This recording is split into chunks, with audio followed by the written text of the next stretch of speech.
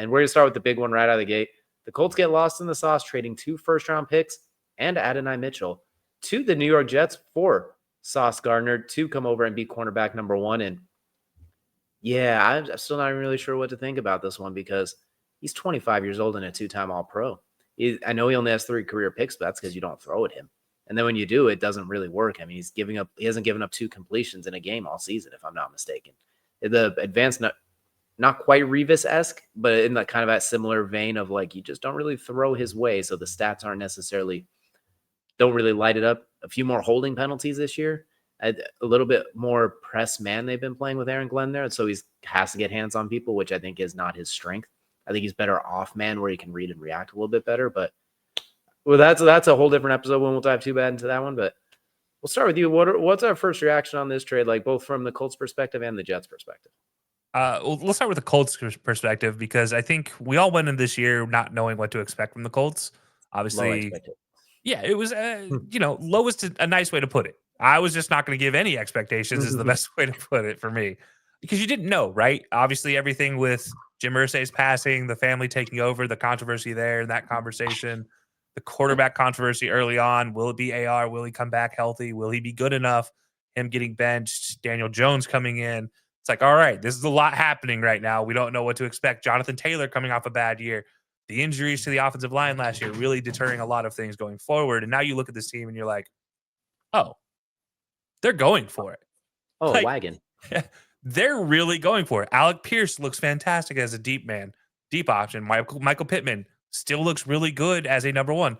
Tyler Warren is literally a god amongst tight ends for rookies. Like, I'm not going to give him the total godness, for tight ends, but hey, he's number 2 in tight end scoring this year is all I'm going to say. Number 1 in yards. Number 1 his leg blew out, so. Yeah, that's true too. But yeah, you look at this as like for the Colts perspective as, oh yeah, we're really like they're going for it, but they're not going for it in an unsafe manner, right? They're not pitching all of it out there to get an older player. They're pitching it out there to get a 25-year-old 2-time All-Pro who has not really had a bad year. And if I hear one more talking head talk about how if Sauce gets back to how he was early in his career, I'm sorry, are you watching the same Sauce Gardner I am? Because Sauce Gardner has still got the sauce. He's just not got the spicy sauce right now, but he's still got the sauce. I like a little bit of a little honey barbecue once in a while. I mean, like, I don't need spicy buffalo every time. I can have a little honey barbecue. And right now he's in his honey barbecue phase. He's figuring it out. The dude is still 25. Can we stop pretending like cornerbacks are only good for 1 year? There are a lot of good cornerbacks that last for 5 to 7 years, and Sauce is in the middle of that. He's in the middle of what he's doing, and he's learning how to become a better cornerback. Most corners don't pop off until their 4th or 5th year in the league. He's doing it from year 1 to now. He gets a little learning time. It's okay. Let's not go crazy. It's not like the Jets have been great. So I think this is a great move for the Colts. Now, if you look at the other side, I think this is a great move for the Jets. 1, you don't have to pay that contract anymore. Great for you. 2, you get 2 number 1 picks over the next 2 years. Great. 3, you get a weapon, an actual weapon at receiver. When's the last time you could say that about the New York Jets? Garrett Wilson. Oh, yeah, Garrett. Okay. But it feels like he's absent most of the time when he's on the field. And that sounds bad. Obviously, from a fantasy owner's perspective, he's not. But from a watching TV perspective, it feels like they're absent there. You get the 2 first round You're getting picks. A very talented guy that a lot of people thought could go first round too. And you know how it is with those fresh starts sometimes. Sometimes like, oh, you've been unlocked. And him and Arch Manning in 2 years when he comes to the Jets, it's going to be real fun. 2 years, maybe it might be less. They can figure it out. But no, from the Jets perspective, I think this is a win for them as well. Just from this alone, only this trade, just looking at it that way, because they're also building for the future. Not that you couldn't have built with Sauce, but if you're going to keep Aaron Glenn, Sauce is not the right fit for this team. And I think that's what it was. You just paid all this money to get Aaron Glenn. As you mentioned, as a press cover team, man press is not Sauce's forte. It's just not what he does well. It's not what he's ever done well. He is not as fleet of foot to be able to run that. And so it is perspective from the Jets. Like, okay, we're going to use him. We're going to get quality players coming in and quality talent for the next 2 years, hopefully for a first round pick if they draft well. But yeah, I think this is a win for both sides. It's just a bigger win for the Colts now. and potentially a bigger win for the Jets long term if the Jets can make the picks work. I feel like if everything clicks and everyone stays healthy, the Colts might have created the best secondary on paper in the NFL when they get, because you have Sauce on one side, you have Travarius Ward, who's kind of in a not quite Sauce PS2 category, but like that tier right below it. Like he's right there outside of maybe that top 5. But How they snuck him out of free agency, I don't understand. That was a lot of money, and that's what happens when right there, like, all right, but GM, you can keep your job one more year somehow, but you're going to spend money this time. And how the turntables have turned in the last 12 months, went from being a bargain bin to now a blockbuster. But you have those two. You have Kenny Moore in the nickel, who still you can make a case as one of the best nickels in the game, especially this year.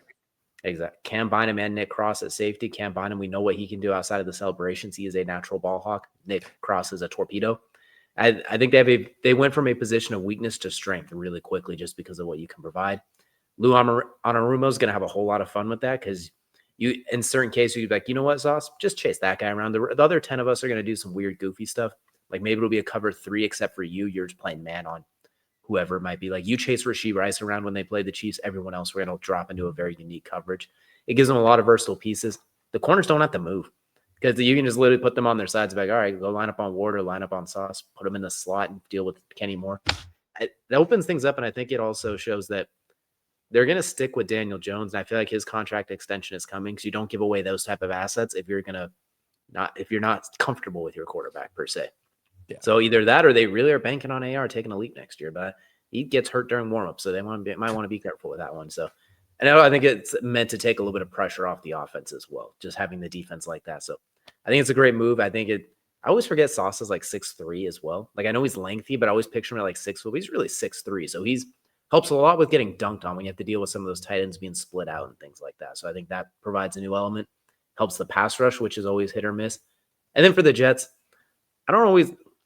it's a Madden move. That's the only way I describe it. You are blatantly outright tanking, and normally they hide it a little bit better than this, but this one that they've conceded, we'll talk about the other trade they made in just a moment, but I don't really love it when you have a blue chip player. You find a way to make the blue chip player work, but I don't know. I'm really worried, and I ever since Rob Saleh left and got, in my opinion, unceremoniously and falsely shouldn't have been fired from the Jets in the first place, that's when you kind of saw Sauce's game. I'm not going to say go down, but he wasn't.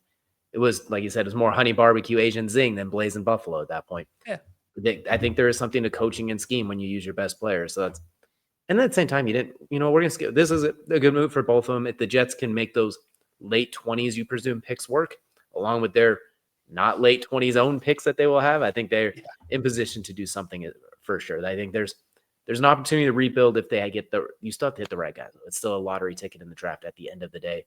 Jeremiah Smith is going to look awfully good in that New York Jets green in a couple of years, unless he decides to stay all 4 years and go full senior. Let's be honest. That's going to come from their own pick, whether they got the Colts picks or not. Oh yeah, that's their pick. The Colts pick is going to be who they're using all those picks to. The Colts pick is going to be a great offensive lineman at 28. They're going to use that and the other picks they've had, and they're going to trade all the way up and try and end up with picks number 1 and 2. They're going to take the Houston route from a couple of years ago. It's like, all right, we're going to get both in one single go. But